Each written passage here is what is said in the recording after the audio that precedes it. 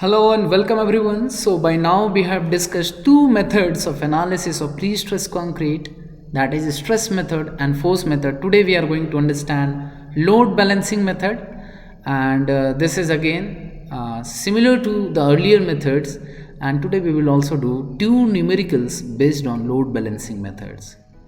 So here in this method, basically we first of all select a cable profile in a pre-stress concrete member such that the transverse component of the force balances the given type of external load. Now any type of external load can be. External load can be concentrated load, or it is just a UDL load, or it is just 2-point load, 3-point load, or anything. Okay. So any type of load can be given, but we are going to choose a cable profile for the tendons in the pre-stress concrete such that the profile will give rise to some transverse component of forces, and these transverse component of forces, let's say some transverse component is like this, and we will take their components along the vertical direction, that is the transverse component, and that vertical component due to the pre-stress is going to resist the external load coming on the structural member towards the downward direction. Okay, so pre-stressing is done here in such a way because we choose a cable profile, so it is method of pre-stressing basically, and here we are trying to balance the load, external load, okay, just by pre-stressing. So pre-stressing is done in such a way so that effective pre-stress balances the sustained loading and beam remains perfectly horizontal leveled without any deflection. Understand? जब external load पूरी की पूरी transverse component of pre stress से cancel out हो जाएगी, तब तो beam बिल्कुल ही अनलोडेड है एक तरीके से देखें तो इस केस में तो बिल्कुल भी डिफ्लेक्शन होगा ही नहीं. ठीक है, पर हाँ अगर एक्सटर्नल लोड ना हो तो बिल्कुल ही चांस है कि ये प्री स्ट्रेस जो हमने किया है ना, ये अपने आप में कुछ कैम्बर डेवलप कर दे. What is this camber? Camber is the moment, the upward deflection. Upward deflection, क्योंकि आपने प्री स्ट्रेस तो कर दिया बीम को और लोड उतना लगा नहीं. जनरली ऐसा नहीं होता है. ठीक है, अगर लोड नहीं लगा तो क्या होगा, मान लेते हैं उस केस में क्या होगा, ये प्री स्ट्रेसिंग अब उस बीम को अपवर्ड डिफ्लेक्ट कर देगी. ठीक है, इसको अपवर्ड डिफ्लेक्शन को क्या कहते हैं, कैम्बर. अभी कैम्बर टर्म आपने कहाँ पे सुना है? ट्रांसपोर्टेशन इंजीनियरिंग में, रोड्स में हम हमेशा कैम्बर प्रोवाइड करते हैं ना. Okay, you must have heard it. So the same thing is written here in the third point, that is the moment, upward thrust and upward deflection. These are the three things that is going to be the result of the pre-stressing. Pre-stressing के कारण एक moment भी आएगा, कुछ upward thrust भी आएगा, कुछ upward deflection भी आएगा, and upward deflection is called as camber. Due to the pre-stress in the tendons are calculated. They are calculated before only, and here this component of upward thrust, this upward thrust itself balancing part of the superimposed load. अभी देखिए इसमें बहुत ही अच्छी बात क्या हो रही है कि जो हमारे पास दो चीज़ें आ गई है. अब ये मोमेंट भी है. ये मोमेंट क्या करता है, प्री स्ट्रेस के कारण जो मोमेंट होता है, जो हम डायरेक्ट स्ट्रेस और करते हैं ना, डायरेक्ट और फिर बेंडिंग स्ट्रेस. डायरेक्ट की मैग्नीट्यूड हम लिखते हैं PYA और बेंडिंग के कारण PEYZ. ये किसे काउंटरएक्ट करता है? काउंटरएक्ट करता है bending stresses due to external load. ठीक है, पर एक्सटर्नल लोड की मैग्नीट्यूड यहाँ पे कम जा रही है. कैसे कम जा रही है? क्योंकि अभी हमारे पास एक और भी कंपोनेंट आ गया प्री स्ट्रेसिंग के कारण, that is upward thrust. And this upward thrust क्या कर रहा है, ये न्यूट्रलाइज कर दे रहा है. एक्सटर्नल लोड आपने मान लीजिए 10 किलो न्यूटन का लगाया और अपवर्ड थ्रस्ट आ जा रहा है मान लीजिए 3 किलो न्यूटन का, तो वो अपने आप में उसे काउंटरएक्ट करके 7 किलो न्यूटन का बना देगा. 7 किलो न्यूटन के कारण अब आपको बेंडिंग स्ट्रेसेस कैलकुलेट करनी है और वो रेजिस्ट करना है प्री स्ट्रेस के कारण. That's all. So here upward thrust balances part of the superimposed load. So which kind of profile do we select for the cable in PSC beams? So it is generally understood after understanding force method. If you have understood force method, you must have seen the drawing of pressure line, thrust line. क्या हो रहा था वहाँ पे आपने देखा होगा कि जब हम कंसंट्रेटेड लोड लगाते हैं तब प्रेशर लाइन कैसा बनता है? प्रेशर लाइन बनता है रेक्टेंगुलर। जब हम यूडीएल लगाते हैं तब प्रेशर लाइन कैसा बन रहा है? पैराबोलिक।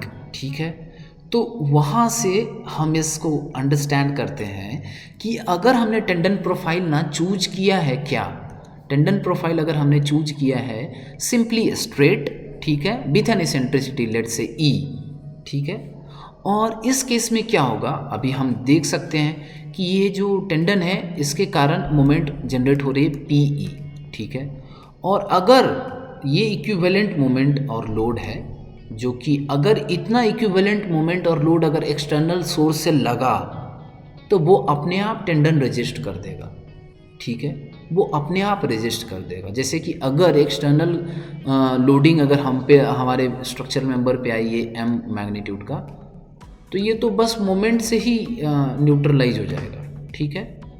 अभी हम प्री स्ट्रेस के डिटेल्स में नहीं जा रहे हैं, ठीक है, तो प्री स्ट्रेस के कंपोनेंट से ही न्यूट्रलाइज हो जाएगा, ठीक है, ये वाला लोड।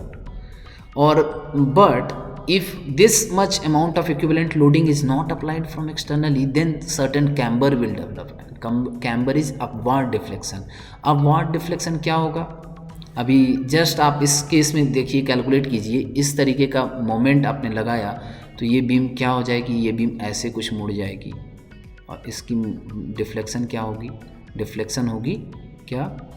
ml² 8EI, ठीक है, ये हमने कैलकुलेट कर सकते हैं, बहुत ही आसान है डिफ्लेक्शन कैलकुलेट करना, हमने किया भी होगा। अभी हम अगले प्रॉब्लम में चलते हैं जिसमें हमने चूज किया है टेंडन प्रोफाइल को कुछ ऐसा रेक्टेंगुलर फैशन में, ठीक है। अभी रेक्टेंगुलर फैशन में क्यों चूज किया? यहाँ पे सेंटर ऑफ ग्रेविटी से पास कर रही है, यहाँ पे मैक्सिमम डिस्टेंस है, फिर यहाँ पे 0 है। इस केस में इसलिए किया है क्योंकि अब क्या है, अभी बेसिकली टेंडन प्रोफाइल हम वो चूज करते हैं ना जो कि बेंडिंग मोमेंट डायग्राम है, जो कि बेंडिंग मोमेंट डायग्राम है फॉर द एक्सटर्नल लोड। अभी अगर हम एक्सटर्नल लोड लगाएं W, कुछ कंसंट्रेटेड लोड मान लिया जाए W, और W की मैग्नीट्यूड क्या हो सकती है? W की मैग्नीट्यूड होगी क्या? मान लिया जाए ये जो हमने प्री स्ट्रेसिंग किया ना इस तरीके से, तो इसका एक ट्रांसवर्स कंपोनेंट आएगा। वो कंपोनेंट होगा क्या? अभी हम देख लेते हैं इसका सेंटर पे कितना होगा। सेंटर पे मोमेंट होगा P टाइम्स E, इस मोमेंट को इक्वल कर देते हैं WL/4 से, ठीक है।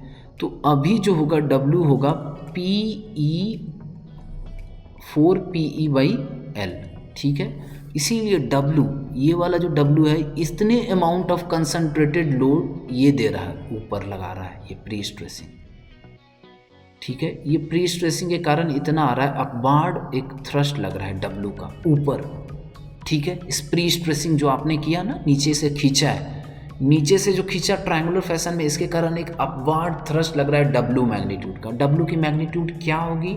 मिड स्पैन पे W की वैल्यू होगी 4PE/L। E is the eccentricity at mid span and P is the pre-stressing force, L is the span length, ठीक है। अब हाँ, इसके कारण कुछ कैम्बर भी आएगा। कैम्बर क्या होता है? जब कंसंट्रेटेड लोड लगता है W बीच में, आपको याद होगा WL/48EI, ये तो वैल्यू कई बार यूज करते हैं। सिमिलरली अगर हम प्री स्ट्रेसिंग प्रोफाइल अगर हमने पैराबोलिक लगाया है, ठीक है, पैराबोलिक के केस में क्या, अभी ये पैराबोलिक के कारण एक अपवार्ड थ्रस्ट आएगा। वो कैसा होगा? यूडीएल के नेचर का। देखिए आप, ये यूडीएल क्या कर रहा है? एक अपवार्ड थ्रस्ट लगा रहा है W मैग्नीट्यूड का। और W क्या होगा? Here W can be equal to, अभी हमने किया होगा M क्या होता है उसमें, जब यूडीएल लगता है तो WL/8 होता है ना। तो अभी W की वैल्यू क्या होगी? 8M/L², और M की वैल्यू क्या है? M की वैल्यू है 8PE, ठीक है, 8PE/L², क्योंकि सेंटर पे इसेंट्रिसिटी E है और मोमेंट क्या है सेंटर पे?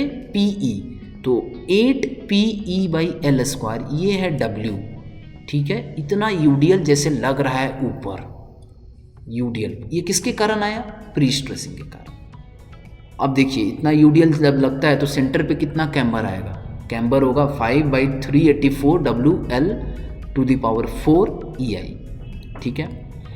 वैसे ही अगर हमारे पास अगर हमने अपना टेंडन प्रोफाइल ट्रेपेजॉइडल चूज किया है, ट्रेपेजॉइडल आपने कब होता है ऐसा बेंडिंग मोमेंट डायग्राम आप ही बताइए, जब 2 पॉइंट लोडिंग है, ठीक है, 2 पॉइंट लोडिंग है, तो यहाँ पे देखिए आप 2 पॉइंट लोडिंग या 4 पॉइंट लोडिंग आप कर सकते हैं, सपोर्ट पे भी लोड लगा सकते हैं, पर इसका कोई मीनिंग होता नहीं, ठीक है, इसका कोई मीनिंग नहीं होता, अच्छा ये गलत है।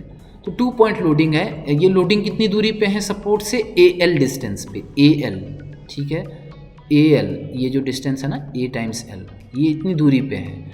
अब हम कैलकुलेट कर सकते हैं यहाँ पे मोमेंट इसेंट्रिसिटी कितना है E, तो मोमेंट कितना होगा PE, अब PE है moment and moment is equal to what, moment will be equal to W times AL and W is here PE/AL।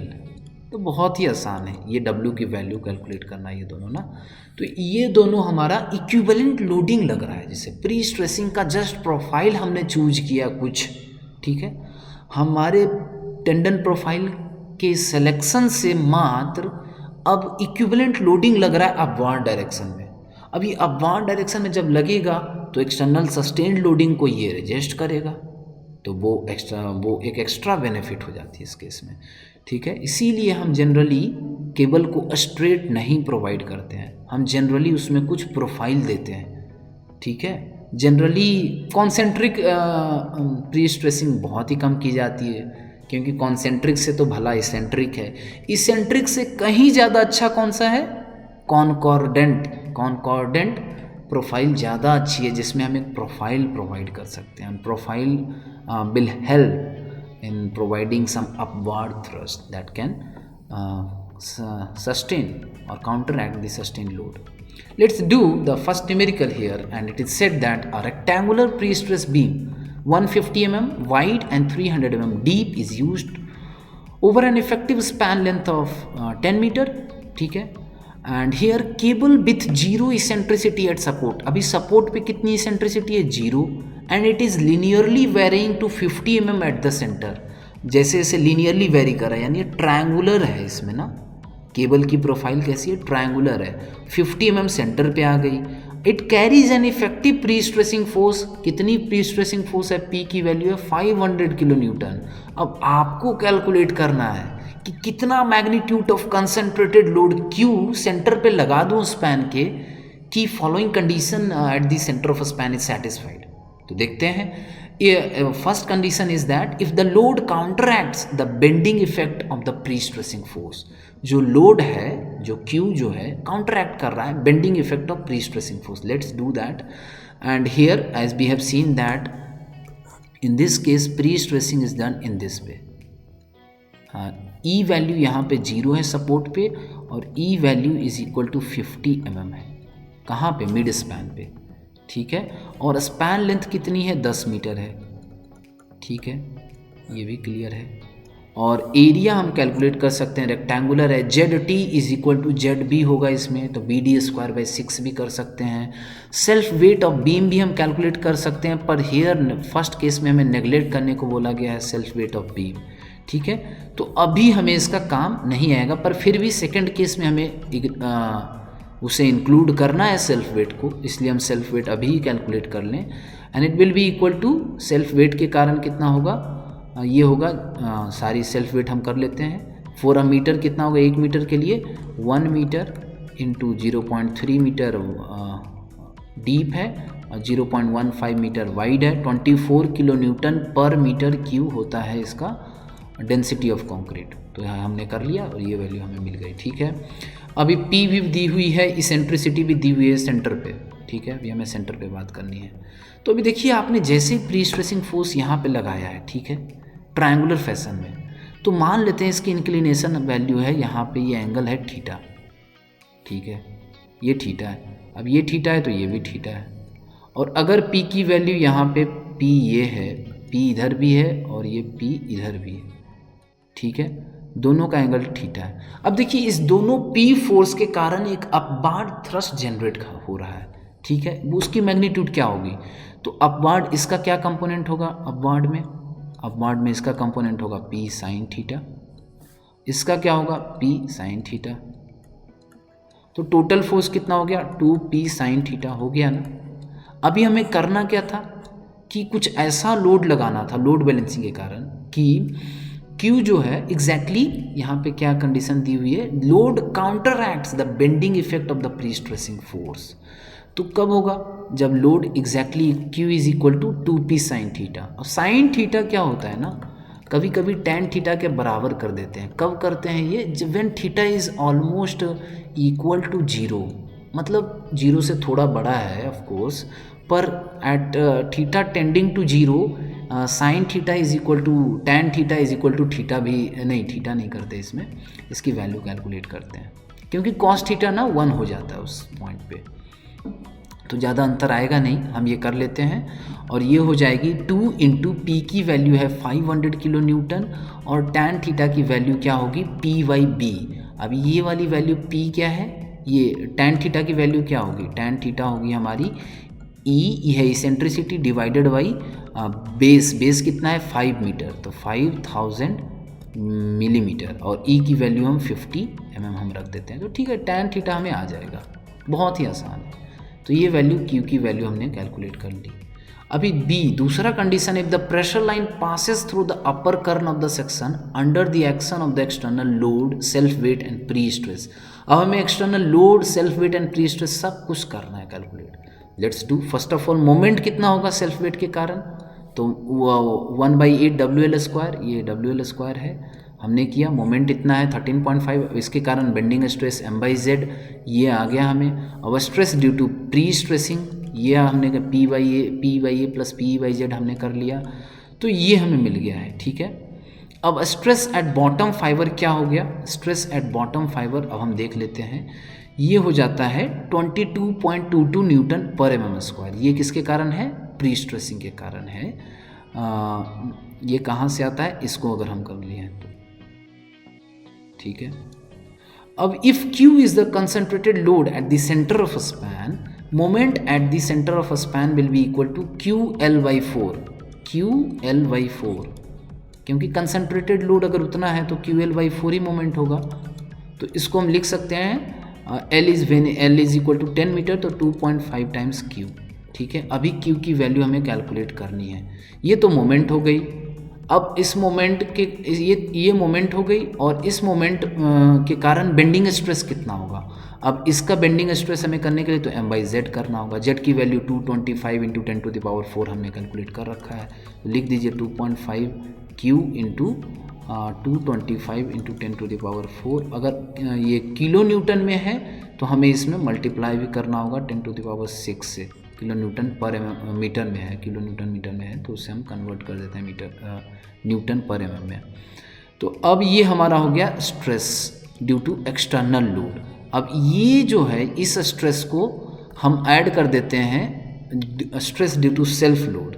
Self weight के कारण स्ट्रेस है 6 न्यूटन पर mm। आप देख रहे हैं यहाँ पे 6 न्यूटन पर mm है। 6 न्यूटन पर mm को इससे ऐड कर देते हैं, क्योंकि एक तो होगी सेल्फ वेट के कारण और एक होगी एक्सटर्नल लोड के कारण। सेल्फ वेट और एक्सटर्नल लोड के कारण स्ट्रेस इस तरफ है, ठीक है, और ये है stress due to prestressing. ठीक है, प्री स्ट्रेसिंग के कारण 22.22 और self weight and external load के कारण ये वाली वैल्यू। अब इसको हम सॉल्व कर लें तो हमें Q की वैल्यू मिल जाएगी 14.6 kilo newton. So this is how basically we proceed in this case. Let's take a last problem based on load balancing method. आप देख रहे हैं हम किसी तरीके से लोड को बैलेंस कर रहे हैं, isn't it? In this case also we are given a rectangular concrete beam 300 mm wide, 800 mm deep, supporting two concentrated load। अब देखिए यहाँ पे 2 concentrated load है, उसकी मैग्नीट्यूड क्या है, 2 point लोडिंग की ईच की मैग्नीट्यूड क्या है 20 kilo newton at the third point of a span of 9 metre. अगर देखिए स्पैन हमारा 9 मीटर का है तो ये थर्ड पॉइंट यानी कि 3 मीटर की दूरी पे ये लग रहा है फोर्स और टोटल है 9 मीटर। मैग्नीट्यूड है कितना 20 किलो न्यूटन और 20 kilo newton. So suggest a suitable cable profile. Suitable cable profile क्या होगी, जैसे इसकी बेंडिंग मोमेंट डायग्राम होगी। बेंडिंग मोमेंट डायग्राम आपका ट्रेपेजॉइडल है, So we can conclude directly that a trapezoidal cable profile is selected since the bending moment diagram due to 2-point loading which is concentrated load is trapezoidal in shape. ठीक है, सीधे bending moment diagram जैसा होता है ना, हमें वैसा ही मिलता है फोर्स लाइन, थ्रस्ट लाइन, और वही काउंटरैक्ट कर सकते हैं हम उसी कंप्रेशन लाइन को by providing the suitable profile for the cable. तो ट्रेपेजॉइडल ही होगा. और इसकी वैल्यू भी हम कैलकुलेट कर लें.